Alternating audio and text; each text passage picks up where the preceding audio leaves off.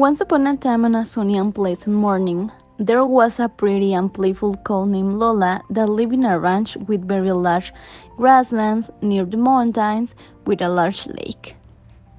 She enjoyed going out to graze, and one day she realized that a strange process had been taking place inside her since she was approximately 3 months old, which had started just after eating fodder, and this process is called rumia.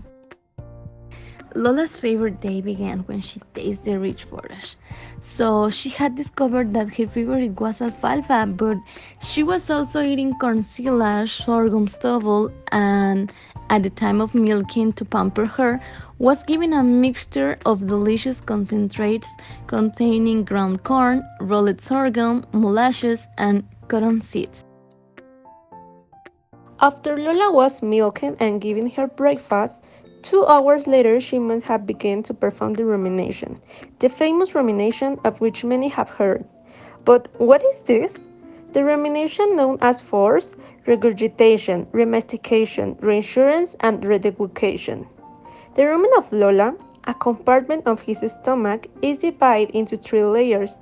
In the most basal part are the grains and the forage of the previous day. The second layer is that of the forage of the day, and up the top are the gases.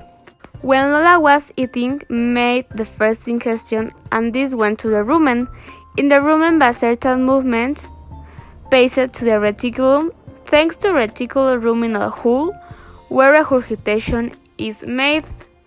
When we talk about regurgitation, we mean the return of ruminal content to the oral cavity.